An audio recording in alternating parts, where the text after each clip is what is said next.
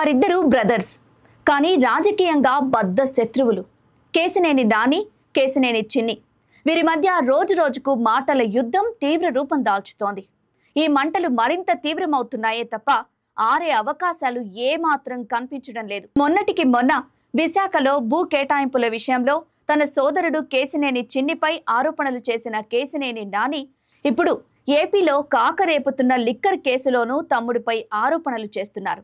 దీనిపై ఏకంగా సీఎం నారా చంద్రబాబు నాయుడుకు లేఖ రాస్తూ ట్విట్టర్లో పోస్ట్ చేశారు. దీంతో ప్రస్తుతం బెజవాడ రాజకీయం అంతా అన్నదమ్ముల చుట్టే తిరుగుతోంది.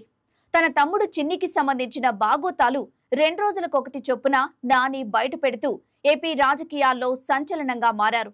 తమ్ముణ్ణి బుక్కిరి బిక్కిరి చేస్తూ ఊపిరాడకుండా చేస్తున్నాడని విశ్లేషణలు బయటకొస్తున్నాయి.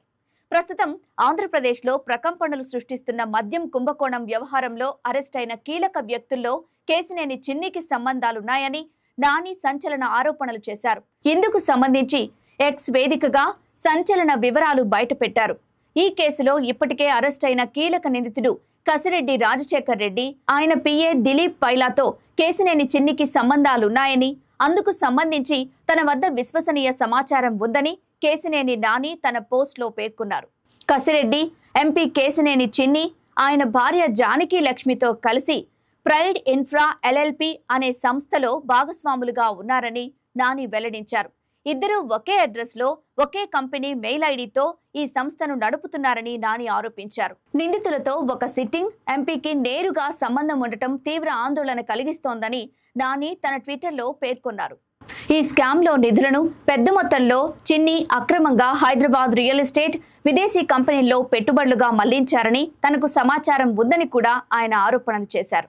ఈ వ్యవహారంలో లెక్కల్లో చూపని సంపదను దాచిపెట్టడానికి మనీ లాండరింగ్ కు పాల్పడి ఉండొచ్చనే అనుమానాలు వ్యక్తం చేశారు. దీనిపై వెంటనే దర్యాప్తు జరపాలని సీఎం చంద్రబాబును కోరుతూ డైరెక్ట్ గా ఆయనకే ఆ లేఖను రాశారు నాని. ప్రస్తుతం ఈ వ్యవహారం తీవ్ర చర్చనీయాంశంగా మారింది. మొన్ననే తన సోదరుడికి సంబంధించిన విశాఖ భూ కేటాయింపులు అంటూ సంచలన ఆరోపణలు చేశారు. ఆ గొడవ సద్దు మణగక ముందే ఇప్పుడు ఏకంగా లిక్కర్ స్కామ్ ఆరోపణలు చేయడంతో ఇప్పుడు రాష్ట్ర వ్యాప్తంగా ఇదే చర్చ నడుస్తోంది. దీనిపై చిన్ని స్పందించినప్పటికీ నాని చేసిన ఆరోపణలు మాత్రం తీవ్ర రూపం దాలుస్తున్నాయి. మరి తనకు రాసిన లేఖని చంద్రబాబు సీరియస్ గా తీసుకుని విచారిస్తారా, లేక మనోడే కదా అని దాన్ని పట్టించుకోకుండా వదిలేస్తారా?